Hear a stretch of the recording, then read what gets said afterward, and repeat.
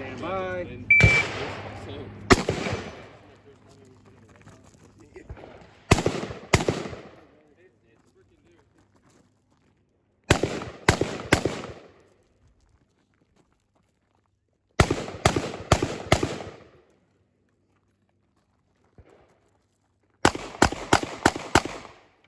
Alright guys, Murph's here, and today we're going to talk about this. A Delton Echo 316 chambered in 5.56. Now, in order to talk about this, we're going to talk about a little bit of history, but something to keep in mind is that Delton is not a terribly historic company. Now, prior to 1994, there were not that many AR-15 manufacturers out on the market, not in comparison to what it is that you see now. And what changed that, in part, was the 1994 assault weapons ban. Now, that was a law that went into effect that had a 10-year span that it was going to be allowed to stand, and it sunset in 2004. Now, with the law sunsetting 2004, this suddenly made a lot of upgrades or adaptations that were made to the AR-15 platform available on the civilian market. And this really caused this demographic within the market to really expand and really grow very rapidly. And this was further boosted by the Obama election in 2008, which just put the AR-15 market into an absolute uproar. These things were selling hand over fist, and new manufacturers were popping up out of the woodwork constantly. A lot of manufacturers, or a lot of distributors who were previously just selling parts and optics and all that kind of stuff, decided to go ahead and hop in on the AR-15 game. And this would continue through the second term for Obama, all the way up until the end of the presidential race between Trump and Hillary. Now, after Trump was elected, this would cause the AR-15 market to slump quite heavily. And unfortunately, for quite a few of these smaller manufacturers that just jumped into the game, they would not necessarily be able to make ends meet and would wind up closing down their doors during this time period. However, some manufacturers continue to thrive. Now, Delton is actually an example of a distributor that turned AR-15 manufacturer. Initially, they were just distributing parts. Then they decided to start branding their own lowers, and then they started putting out kits and finally started putting together their own firearms to compete in the budget market. Now they have quite a large variety of budget AR-15s to offer, and still building parts kits, lowers, all that type of stuff as well. Now, my own personal history with this rifle, I picked this rifle out in a gun shop because I liked its feature set for its price point. This was something that became my budget rifle, I guess you could say analog, or my budget rifle entry in my own collection to kind of compete with this Ruger AR-556, chambered in 5.56, which belongs to my wife. This has actually been previously reviewed on the channel. I'll put the link in the description. But we'll do a little bit of comparison before this is all said and done between this rifle and the Delton. Now, as I mentioned, that was the wife's rifle. This was going to be my rifle, and because of features that we're going to discuss here in a little bit, that is why I picked this thing out to be my budget-minded rifle. All right, so with that, let's go ahead and get into features. So, right off the bat, we have a 16-inch 4150 chrome moly vanadium steel barrel with a 1-in-9 twist that is chrome lined. Now, a couple things here. First off, 1-in-9 twist is not my favorite twist rate. However, I primarily stock 55 grain ammunition, so that pairs quite well with 1-in-9 twist. I don't really sweat it all that much. 1-in-9 twist is not what necessarily attracted me to this rifle. However, the 4150 chrome moly vanadium steel is a minimum requirement for me regardless of the price point of the rifle, so that's something that stood out to me. I also like that it's chrome lined. Now, chrome lined versus QPQ, nitride, armonite, whatever it is that you want to call it. When chrome lining is done well, you really won't necessarily notice a difference. Some people will tell you that there will be a diminishing of accuracy with chrome lining. And to some extent that's true, but it has a lot to do with how well the lining was done on the barrel. That's actually, you're adding chrome to the barrel. You're coating the barrel with another material. So there's a possibility that you might have some areas that pool up or maybe get a little bit more thin, and that's going to have a negative impact on accuracy. That's one of the issues with chrome lining. On the other hand, Nitride coating, like on this Ruger AR556, is a actual surface treatment. QPQ, Armonite, nitride, all those are actual surface treatments. So they change the rigidity of the barrel itself. It's not necessarily a coating that changes the inner diameter, or in some way, or it'll have less effect on accuracy that way. But I like chrome lining. I like coated bores in general. It's not necessarily a requirement for me, but it is definitely something that increases my interest in a product, like it did with this. Now, also, you will note that we have an M4 profile barrel with the M203 grenade launcher cut. Now, of course, I don't have an M203 grenade launcher to attach to this thing, but this is not a profile that you frequently see on budget-minded AR-15s. Like most budget-minded AR-15s, the Ruger AR556, and then also the M&P 15 have more of a heavy barrel or full profile barrel. Now, that's not to say that Delton doesn't have offerings that match that as well. They have something that's competitive and analogous to the same barrel profiles that you find on the AR556 and the M&P 15, but I appreciated that this model did not have that barrel profile. It's just something that stood out to me. It spoke more to mil-spec than a lot of these other offerings out here. Now, we also have an A2 flash hider at the end of the barrel. For most people, this is just a glorified thread protector. I have no real issue with this. I have no intention of suppressing this or adding a brake or anything along those lines. Now, we also have a bayonet lug, and you would actually be able to fit a bayonet on this rifle, as opposed to, I mean, yeah, a bayonet would slip down onto the lug on a Ruger AR556, but it wouldn't necessarily hook all that well into the barrel. Not that anyone's really out there fighting with bayonets on the civilian side anyway, or military for that matter, but I digress. Now, as you can see here, we have an A2 style F-marked front sight post, which is adjustable for elevation, of course, as it should be. Now, you'll also note that we have a carbine length gas system, pretty much standard for this price point. We have the round plastic handguards that have a single heat shield. Actually, no, excuse me. This is double heat shielded, which I appreciate immensely. I really, really appreciate that type of add-on in this rifle. The M&P 15 and the AR556 and a lot of other budget offerings out there do not have any type of heat shielding within the handguard. And that's all well and good. Most people are going to rip those handguards off anyway and then just go to the range and do whatever it is that they do, and not necessarily worried about melting the plastic, the standalone plastic handguards that come on the rifles. However, I prefer to see rifles that are ready to go out of the box. I would prefer to have something that if I took it out to the range, had everything that I needed to get on it to be able to start fighting with it, and then, sorry, the sling keeps getting tangled in things, and then go to a class, go to a competition, be able to put a heavy round count through it and not in some way damage my furniture. That's what I want out of a rifle, and I appreciate that this was a standard feature added into this one. Now, as you can also see, I've got a light mount that works with the vent holes on the top of this handguard. I cannot remember the manufacturer right now off the top of my head. I'll go ahead and annotate that in the description. Check that out if you're interested. On this rail mount, I have a Streamlight HLX, which I have set up for momentary on with a pressure pad. Now, most of the time, guys, if you've been longtime viewers of the channel, you know that I'm not the biggest fan of pressure pads. However, this is set up from a time before I actually started having that opinion. Now, I leave it on here, one, because I really haven't been looking to change anything about this rifle right now. I've been spending more of my time on other projects. But two, because I do think it's important in our setups that we have something that kind of challenges our norm and makes us justify or have to reevaluate why it is that we don't like something. So one of my issues with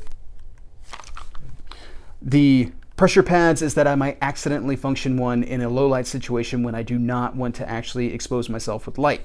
That's something that's very important to keep in mind. That's why I like clicky tail caps. However, even though I haven't necessarily found a reason yet, I like keeping the pressure pad around in case I find a situation where I actually think it's more useful. Like right now, I have it set up in a really awesome ambidextrous position that I can reach from either side of the rifle. That's very helpful. With a clicky cap, that's a little bit more involved. You wind up having to kind of twist the rifle a little bit over in order to be able to get your thumb onto the tail switch whenever it is that you're shooting with the opposite hand. So That's something to take into account, and that's why I keep these things around, so I keep reevaluating whether or not I want to keep doing what it is that I'm doing. Now, of course, we have a standard Delta ring collar here. The sling that I'm rocking on this particular rifle is a Blue Force 2-point adjustable sling. I love 2-point adjustable slings. Tighten it up whenever it is that I want the rifle pressed in close to me so I can do something else with my hands, and then loosen it up whenever it's time to get a little funky around cover or something like that. Now, on top of the flat top rail, I have an A2 carry handle. Now, originally this rifle came with no iron sights, which is a complaint. I would prefer that rifles be range ready when they come out of the box, instead of me having to make an additional purchase in order to be able to have the rifle at the range. Now, for some people, they're very particular about what sights they want on it, and they would prefer to just go ahead and add sights to the rifle instead of having the manufacturer try to predict what it is that they want. I can understand that. I can appreciate what it is that you're saying there. However, for somebody who's not so discerning, having even if it's a fairly cheap rear sight is better than nothing. At the very least, they can use this in a high threat situation if they needed to, and they hadn't had a chance to get out to the range yet or anything like that. At the very least, they have 2 reference points to be able to make adjustments and aim. Now, let's see here. Let's go ahead and talk about some aspects of my standard conversation with aspects of the upper. So, of course, we have a dust cover. This is a standard thing for me. I'm a huge fan of any option that I have to try to keep the ingress or try to guard against the ingress of foreign material into the action of the rifle. That's one of the big things about the Forward Assist. The original MP15 did not come with the Forward Assist, or excuse me, we aren't even talking about the Forward Assist yet. The dust cover, original MP15 did not come with the dust cover, and there are a couple other offerings out on the market that don't necessarily come with dust covers. I consider this to be really important. I keep this thing closed anytime I'm not shooting. Brass deflectors. So, some people also like to forego brass deflectors. They like to keep a nice slab slide type setup, more like the original M16s. That's a thing that you can do, absolutely. However, for me, these are a requirement. I do have a left-handed shooter in the family, and I like making sure that even if I switch to my off shooting side, I don't necessarily wind up eating brass whenever I do that. That's why I like the brass deflector. Now, forward assist is a hot button topic for quite a few people. A lot of times you run into people, they get like really angry about the forward assist, and they'll demand to know a single time you've ever used a forward assist. Eugene Stoner never wanted a forward assist on the rifle. It's more dangerous than it is helpful. Why would you ever use that? I can tell you that I actually quite frequently use forward assists, and I primarily use forward assists whenever I'm conducting some type of administrative function, like a press check or something like that, in order to make sure that the bolt makes it all the way into battery. Now, press checks are something that you do frequently at competitions or at different training events and stuff like that, and you don't really want to ever put yourself in a situation when you come up and have a click no bang just because you didn't tap a forward assist. Now, just like any other tool or technique, there's a time and a place for the forward assist. If you have a bunch of gunk in your chamber and you run into a malfunction where the bolt didn't go all the way into battery, that's probably a time to figure out what's going on with your chamber, not necessarily mash the forward assist and potentially make it a more hazardous situation. That is definitely a concern that has to be taken into account. But time and a place for all things. This is not a reset button. This is not an easy button. This does not change the malfunction. You still have something that you need to be concerned about, and in certain situations this could be hazardous to you. So you need to be very discerning about when it is that you use it. All right, let's go ahead and talk about our lower a little bit. So we have a standard magazine release, we have a standard bolt release, we have a standard single side fire selector, we have a mil-spec. I'm going to bring it away from the mic. We have a pretty mil-spec trigger. We have a standard charging handle. Something to keep in mind, we do not have an M16 profile bolt. We do have a chrome-lined bolt carrier, and we do have M16 or M4 feed ramps, which are a requirement for me. Not that this is a full automatic weapon system and I expect to have rounds dive bombing their way into the front of the chamber on the way into feeding, as much as it's a simple reliability refinement, and I would prefer to have every reliability refinement that I can have. Now, we do have a standard magwell. And then also this used to be an A2 grip. However, I have dremeled off the A2 bump because as much as I don't get very picky about a whole lot of things with pistol grips, I really can't stand the A2 bump. So I have removed them off of all of my rifles with my Dremel tool. Now, a lot of my friends ask me, why don't I just like buy a better grip? But I don't really have an issue with this angle. It's not my favorite, but it's not problematic to me either, as much as I just don't like the A2 bump. So why spend the money when I can just, you know, Dremel go burr real fast to make it go away? All right, now we do have a standard mil-spec AR-15 receiver extension, which is properly staked, and we also have a standard AR-15 buttstock. All right, guys, there's our features. How does it shoot?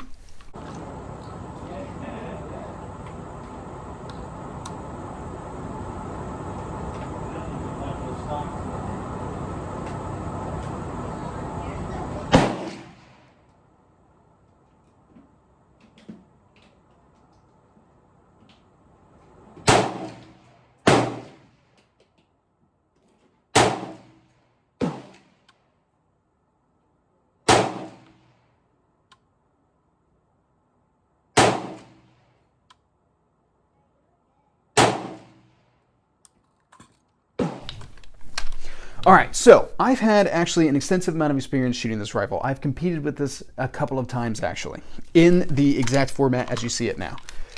Now, accuracy-wise, I have consistently gotten roughly 4-inch groups, which we can see here with this Barnall 55 grain FMJ boat tail that I shot here today at 100 yards. 4-inch group, like right on the dot. Now, I have also pushed this rifle out to 440 yards and made headshots with it. So this thing is more than capable depending on what it is that you bring to the table. Now, a couple things to throw along with this, guys, because I sometimes get a lot of comments on my accuracy reporting. I test rifles as I have them configured to fight with. I don't have a selection of magnified optics that I rotate onto rifles for testing purposes. If you want to find something that's going to tell you that your rifle's 1 MOA, you will find no shortage of print media out there on the subject. Someone with combination of ammunition, rifle, and shooter has got a 1 MOA group for whatever rifle it is that you're looking at, except perhaps AKs. But any AR-15, a lot of bolt action rifles and all that kind of stuff, all of them can achieve 1 MOA. That's not interesting to me. I'm more interested to see what accuracy looks like out of a rifle that you might actually fight with, not necessarily with a super powerful magnified optic and, you know, nicely cemented into a bench and all that kind of stuff, or shooting off of some sort of rest. I want to know what it'll do when the chips are down.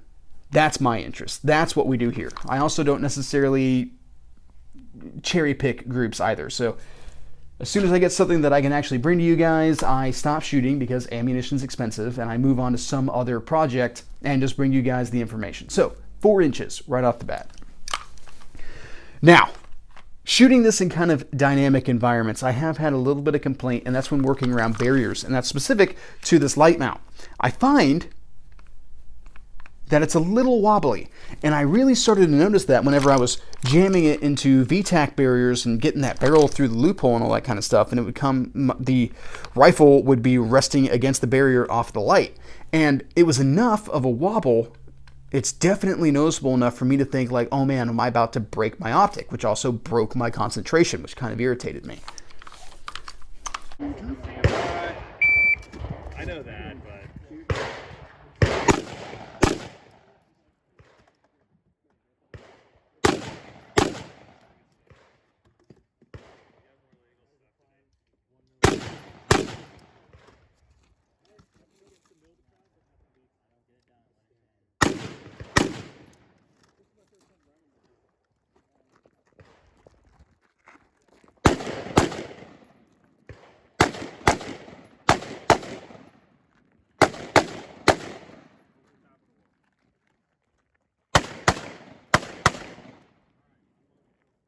So that's something to consider with this particular optics mount to kind of continue my little embedded review for this ProTac HLX. Now, what is this rifle to me? This is my bare bones setup. This is the rifle that I bring out in order to challenge myself to remember and really stress fundamentals. Now, any rifle that you bring out, of course, is going to be stressing the fundamentals, right? It doesn't matter what optic you put together. You still have to show up that day. You still have to put together all of the effort in order to be able to wring the accuracy out of the weapon system. But one of the things that's important is that a lot of times we sometimes convince ourselves that we can push things just a little bit further. Maybe we can cut some corners with an optic or something like that. This rifle with iron sights doesn't necessarily allow you to cut corners. You've got to be efficient with everything it is that you're doing. You've got to make sure that you're on top of your fundamentals, or otherwise this rifle's not going to work for you. Now, some people might say, well, if you don't know how to shoot irons, then you don't deserve optics. And a lot of that is incredibly situationally dependent. You know, if you're trying to train a large group of people, they benefit from having optics. You're going to spend less time and ammunition trying to train those guys how to shoot optics than you are if you just make them shoot iron sights out to 500 yards. I'm not saying it's not possible. I'm saying that the effort that you're putting into it is outweighing the benefit that you're actually getting out of it, especially since everyone benefits from having optics, be it magnified optics to be able to better identify targets at distance so they can actually engage the enemy, or red dots so that they can more rapidly get onto target in close quarters situations. Whatever it may be, we only benefit from having optics. However, I like bringing myself back down to basics with irons because I know that if I sit here and I really stress on using irons, when it comes time to switch back over to a red dot, it'll be that much more fluid for me. It's kind of like shooting with your offside. You spend a little bit of time doing that, rotating between your hands, you know, shooting one-handed, shooting two-handed, shooting with your non-dominant hand. You really start to find it a lot easier to shoot with both hands on your dominant side. Little challenges like that really help you build on fundamentals, which is why I have this rifle set up as it is. Now, at some point in the future, perhaps I'll update this and I'll switch this over to an optic and maybe do some other fun things with handguards and all that kind of stuff. But for the moment, I really appreciate how it's set up as a training tool for me. Did I hit it? I can barely see. So,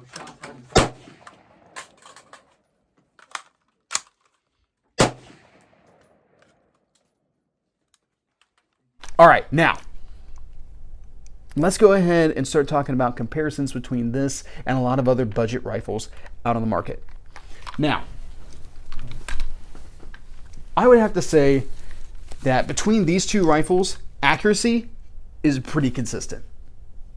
Both of them, if I remember correctly, off the top of my head from the review on this particular rifle, it got very comparable accuracy with this Holosun 503 GU, as I did with the iron sights on this particular rifle. Ultimately, I think the handguards and the barrel really make this rifle stand out against its competitors. Now, this is a very subjective thing here, guys, so don't necessarily take what I'm saying at face value. All right, if you had these two rifles and say an M&P 15 all for the same price, I would 100%, 10 out of 10, pick this rifle based on its features, based on all that type of stuff. If you were to find the AR-556 or the M&P 15 or the new Colt 6920s or whatever for a little bit less, which I'd be surprised in the case of a Colt 6920 because they're asking premiums for not that premium of a rifle, which if you found these rifles for less, I would completely understand going with a cheaper setup. And ultimately, guys, there's nothing wrong with spending a little bit less money. Because here's the reality. I'm not here to spend your money. I'm not here to tell you how to spend your money. I'm here to give you suggestions and different points of view on how you might spend your money. What I've always been a huge advocate of is it's fine if all you've got in your bank account at the time is to pick up a relatively inexpensive rifle. That's completely fine, as long as it has certain features, as long as you meet a certain threshold and your intent. If you're looking to just run out and, you know, burn maybe a couple hundred rounds a year, a 4140 barrel in a Ruger AR-556 or an M&P 15 isn't going to do anything wrong for you.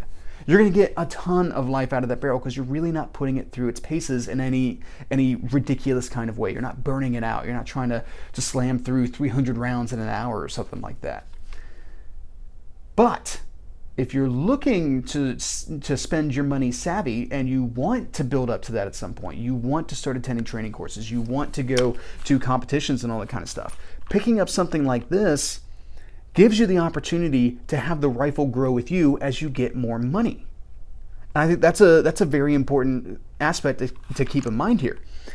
This is something that, all right, fine, you take it as it is right now with iron sights and all this type of stuff. Let's say that you have enough money to be able to outfit it with the basics, optic sights of some sort, light and sling. And now you can start going to classes and all that kind of stuff. And after a little while of attending classes, you decide, man, I could really better manage recoil if I had a longer handguard. Man, I could really, squeeze out double taps faster if I had a lighter trigger. Boy, if I had a better optic, a higher power magnification or something like that, I would better be able to pick out targets at distance and be able to more accurately engage and all that kind of stuff.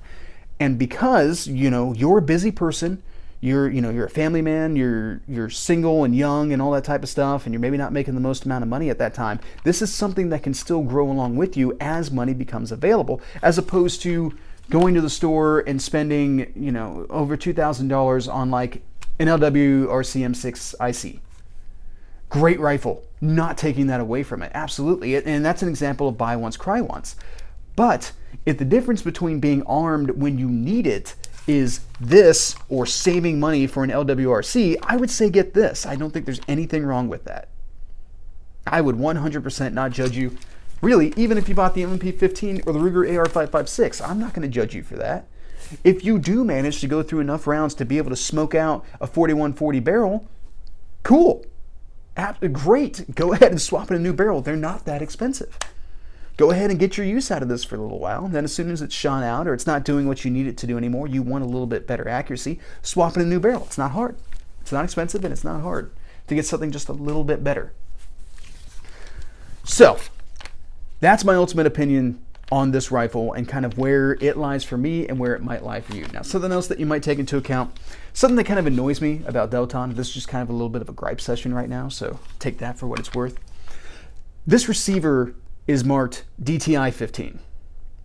There is nothing on here that indicates this rifle is a Echo 316. And that actually really irritates me. And I contacted Delton about this, and they really didn't have a good answer for me. What they told me was that they have met the legal requirement by the ATF to mark their rifles, which is great. That helps them with the ATF, but it doesn't help me. Now, what do I mean by this? Well, what I suspect is that all Delton AR-15s are marked as DTI 15s because Delton first started branding their own lowers and then started building their own rifles. And instead of changing any of the markings on them, they just kept the DTI 15 branding because it's coming from them and they can do what they want. Now, that's all well and good. You tell the rifles apart by their features, and that's definitely something that you can do if your, say, local distributor isn't too sure, only knows that the receiver says DTI 15. That's what the paperwork is going to say, is DTI 15. So he's really not too concerned with knowing if it's a 316M or H or whatever it may be. All he's concerned about is that it's a Delton. Now, my real gripe comes in is that when you look at other offerings out on the market, they do have markings. It says right here, Ruger AR-556. Every AR-15, every production AR-15 I have has actual designation markings on it. Why is this important? This seems really nitpicky right now, Murph. Why are you making such a big deal of this? I'm making a big deal out of it because I'm having to put more effort into buying the rifle than the manufacturer is spending on selling me the rifle. And that's my irritation. So a couple of years ago, absolutely, it was interesting for me to take a look at the rifle, take a snapshot in my mind of all the different features and all that kind of stuff, right? And like remember, okay, well, it's got this, this, that, and the other thing, and I think that's all that I need to be able to identify it. I don't know. And then go home and do the research and figure out which model it was. No big deal, right? Until you forget something. And now, do I bother going back and making a whole other trip back to the gun shop in order to be able to answer the couple of questions that are lingering as to which model that might be, sit there on my phone, Googling the answers and all this kind of stuff, and trying to figure out if I'm actually getting the right deal, because that's a big thing to me, is making sure that I'm getting a good deal. I'm getting a deal that I can't get anywhere else. I spend a lot of time on guns, I spend a lot of money on guns, ammunition, and accessories. So I have to be kind of thrifty in where and when I spend things. I want to make sure I get exactly what I want. I want to make sure that I'm not paying a dime more than I have to for that particular product. Now, I have zero interest in spending that much time. If I can't easily ascertain the designation, the model, or whatever it may be of a particular item, I walk on it now. I'll go buy something else that will tell me what it is. Now, depending on what, how you're pressed for cash, or your opinions on, spending all this time doing all this research, or what the market is doing at that point when it comes to availability of rifles, you may not be as concerned about that as I am. But if you are somebody who's concerned with how you spend your money, you're squeezing pennies and all that kind of stuff to make sure that you're not feeding your family ramen for the next week, that might be something that makes it or breaks it for you on this particular rifle. All I'm asking here, Delton, if you're listening, is that you make it easy for me to buy your product. And Delton's not alone in this. Don't think I'm picking on them. Diamondback and a couple other manufacturers are just as guilty. But just something to consider. Just something you might think about as you're trying to make decisions on what type of rifle you want to get. All right, guys, that's pretty much what I have for this rifle. I hope you guys found this review interesting, and that's pretty much what I got. So, have a good day.